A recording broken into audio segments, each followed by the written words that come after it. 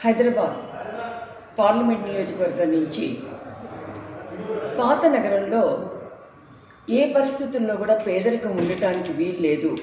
పాత నగరంలో ఉన్నటువంటి పేదరికాన్ని సాంఘిక నిరోధక శక్తులుగా కొన్ని వర్గాల వారు పనిచేస్తున్నప్పుడు వస్తున్నటువంటి ఇబ్బందుల గురించి చాలా స్పష్టంగా ప్రజలకు తెలియజెప్పడం కోసం భారత సంస్కృతి సంప్రదాయాల్ని గౌరవించాలనేటువంటి ఉద్దేశంతో ముందుకు వచ్చినటువంటి మాధవీలత గారిని, భారతీయ జనతా పార్టీ క్యాండిడేట్ని మనస్ఫూర్తిగా నేను అభినందిస్తూ ఆమె విజయానికి నేను తప్పనిసరిగా కృషి చేస్తానని చెప్పి కూడా హామీ ఇవ్వగలుగుతున్నాను.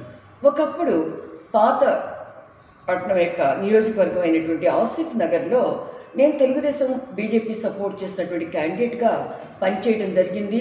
ఎంపీటీ ఎంఐఎం కన్నా కూడా అత్యధికమైనటువంటి ఓట్లను సంపాదించడం జరిగింది.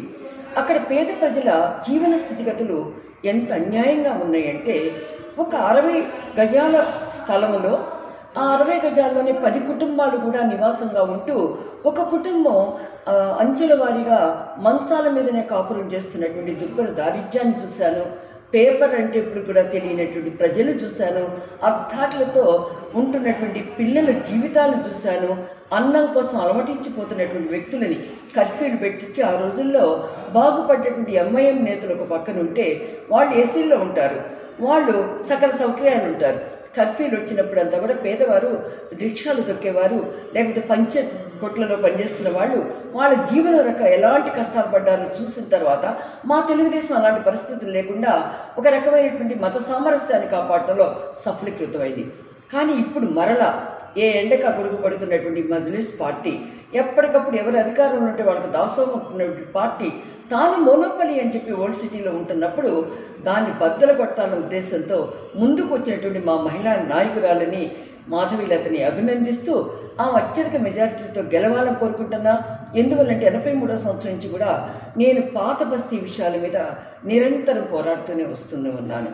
కాబట్టి ఒక గొంతు కాదు, 2 గొంతులు కాదు, ఒక 100 గొంతులు కలిసి వాటి మీద మత సామరస్యంగా, మతం అన్నది ఒక మత్తు మందు కాకూడదు. అన్ని మతాల వారు సమానం. ఏ మతం ఎక్కువ, ఏ మతం తక్కువ లేదు. అందులో భారతీయతలో ఉన్నటువంటిది, భారత సంస్కృతిలో ఉన్నది, సాంప్రదాయంలో ఉన్నది, హిందూ మతం అన్నది ఒక జీవన స్రవంతి. అంతేగాని వాటి మూఢ విశ్వాసాల కోసం అన్వయించుకోవాల్సినటువంటి అవసరం లేదు.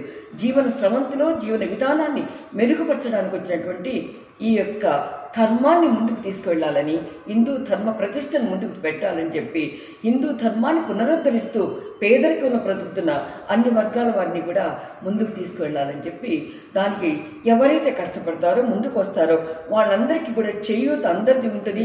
అందులో నాలాంటి వాళ్ళు వచ్చి పని చేయడానికి సిద్ధంగా ఉన్నాం. ఆ గెలుపు కోసం ముందుకు రావడానికి ఉంటామని చెప్పి హామీ ఇస్తున్నాం.